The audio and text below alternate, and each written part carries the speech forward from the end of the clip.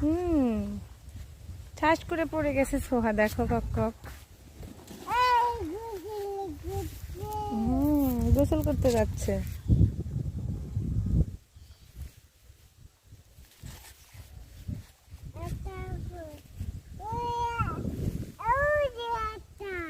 হ্যাঁ, সোহা আসছে কক ককের গোসল করা দেখতে পুকুরে পুকুরে। হুম, এদিকে না, ওদিকে ওদিকে ওদিকে ওদিকে চলো।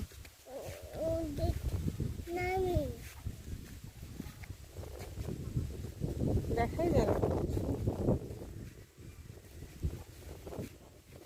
এই দেখো মামা, এখানে অনেকগুলো।